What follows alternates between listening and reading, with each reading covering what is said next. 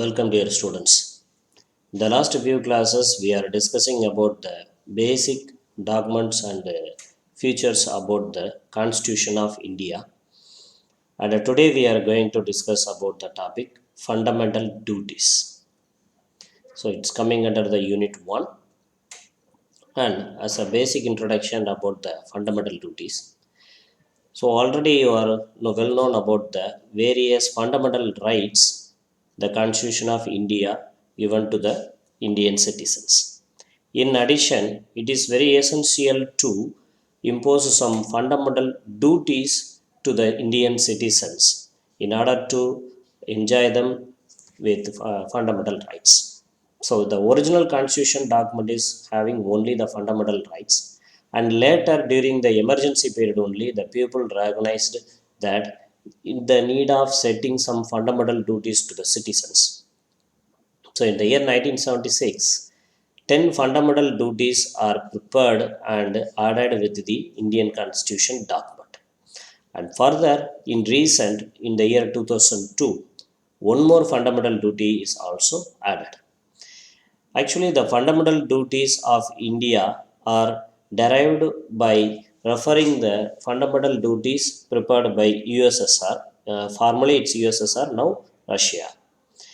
That like socialist countries only give equal importance to the fundamental rights and the fundamental duties. They are considering that the rights and the duties are inseparable. So the citizen who are all enjoying the right, they should have some duties also. And in order to prepare the fundamental duties document, the Congress government in the year 1976 allotted a Swaran Singh committee in order to prepare a detailed list of fundamental duties for Indian citizens. The committee started to draft the fundamental duties document by having the essence as the Indian citizens are responsible to perform the certain duties in addition to the enjoyment of rights. The Congress government reviewed the document and accepted the document to be added with the Constitution of India document at the 42nd Constitutional Amendment Act in the year 1976. And then the duties of the Indian citizens are added in Part 4A, and that Part 4A contained only one article, that is Article 51A, which contains a code of 10 fundamental duties of the Indian citizens. And now let's have a look on the 10 fundamental duties of Indian citizens. Number 1, the Indian citizens to abide by the Constitution, and they need to respect the Constitution's principle and organizations and national flag of India and the national anthem. They have to respect these things by moral. And every Indian citizen to appreciate and follow the noble standards and principles that are followed for the national struggle for freedom. And every Indian citizen to support and protect the ruler, unity, and honesty of India always. All Indian citizens must protect the country and concentrate national service when called upon to do so. And every Indian citizen to promote harmony and the spirit of common brotherhood amongst all the people of India under various religious, language, and regional or sectional diversities, and to avoid practices offensive to the dignity of women. Continuously. Number 6. All citizens to value and preserve the rich heritage of the country's composite culture. See, our country is having a variety of cultures. Each and every state having its own tradition and cultural norms. That's why India's culture is always called as a composite culture in the worldwide. So every Indian citizen to respect each and every regional culture of India states. and they have to protect and improve the natural environment, including forest, lakes, rivers, and wildlife, and to have compassion for living creations, and Indian citizens to develop scientific temper, humanism, and the spirit of inquiry and improvement, and they have to safeguard the government and the private properties and to avoid violence. And every Indian citizen must to try towards excellence in all spheres of individual and a collective activity, so that the nation constantly rises to higher levels of effort and achievement. That is, every Indian citizen should assure the nation's development also in their own development. So these are all the 10 fundamental duties amended in the year 1976. After that, in the year 2002, one more fundamental duty is added. That is, every Indian citizen to provide opportunities for education to his child or ward between the age of 6 and 14 years. This duty was added at the 86th Constitutional Amendment Act in the year 2002. So, however, the committee recommendations are accepted by the Congress government and amended. During the Swaran committee recommendations, few recommendations are rejected by the parliament. They are: number one, the parliament may impose penalty or punishment to the citizens for any refusal on their duties. So, if any Indian citizen are missed to perform the so-called duties, then they are punishable.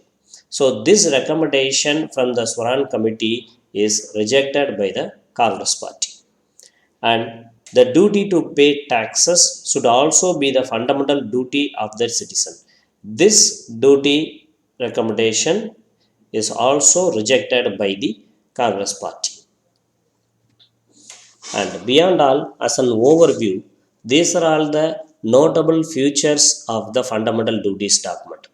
Number one, some of them are moral duties while others are civic duties. You can see in the fundamental duties document, some duties are simply viewed as a moral duties, that is respecting the national flag, respecting the national anthem, respecting the other state cultures, composite cultures, and all things. These things are simply as moral duties. And the meantime, some civic duties are also preferred, that is respecting other people, respecting other religion, other caste, or other genders. These are all coming under the civic duties. In the meantime, they refer to such values which have been a part of Indian tradition, mythology, religion, and practices. So, all duties are always based on,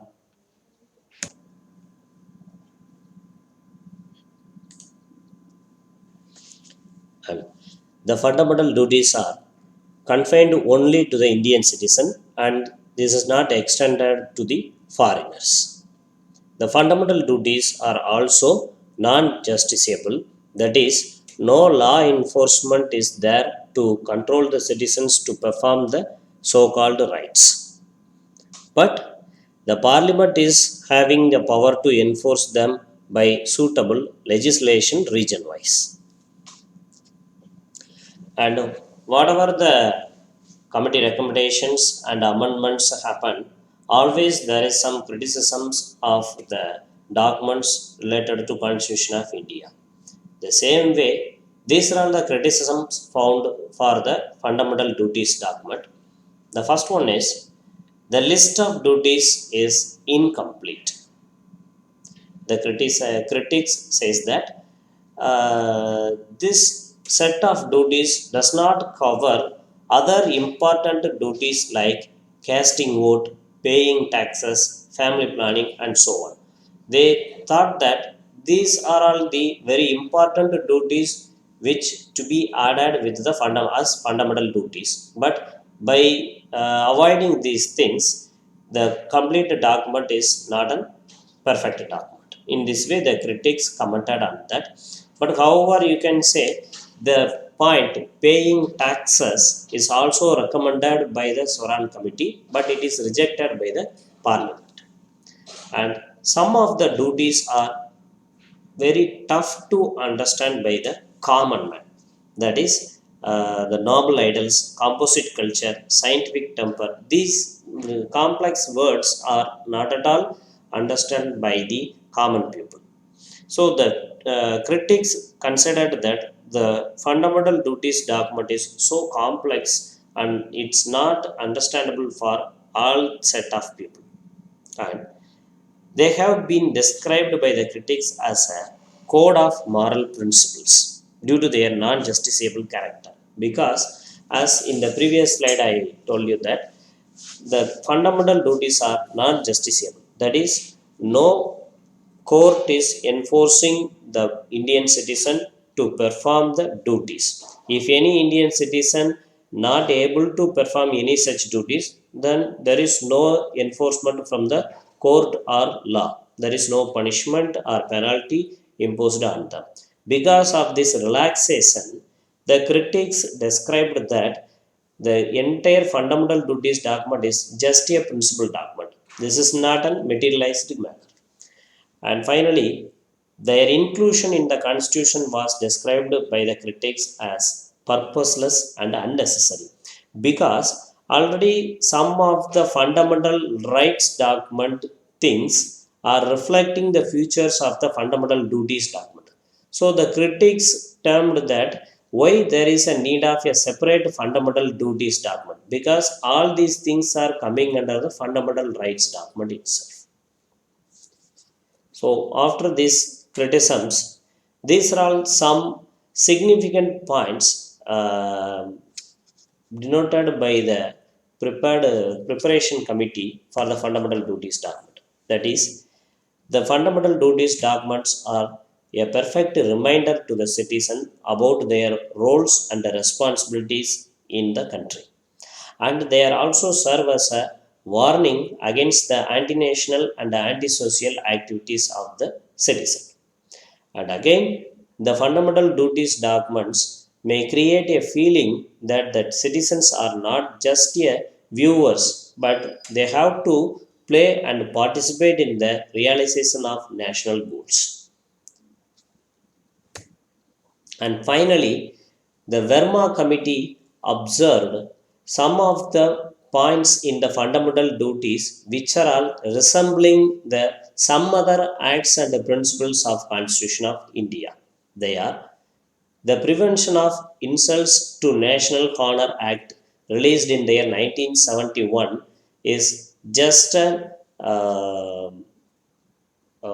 pre-written document of the first point of the fundamental duties, because the first point of the fundamental duty is every citizen has to give respect to the Indian idols and the national flag and the national anthem.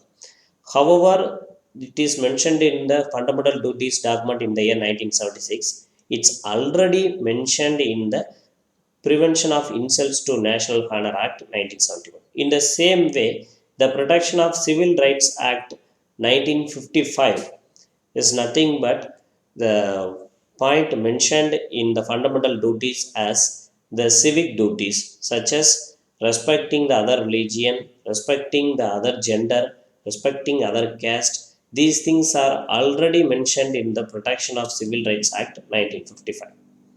And the Unlawful Activities Prevention Act 1967 provides for the declaration of communal organization as an unlawful association. This also mentioned in the fundamental duties in order for guiding the people to not form in under the basis of any religion or caste. And then the Representation of People Act 1951, having a clear codes and standards for punishing the rulers, maybe in the central government or in the state government, for their indulge in corruption. And the Wildlife Protection Act 1972 is already giving the detailed guidelines to avoid trade in rare and endangered species. And the Forest Conservation Act 1980 give a detailed guidelines on deforestation and diversion of forest land for non-forest purposes as a crime. So these things are observed by the Verma Committee, which are all further noted in the fundamental duties also.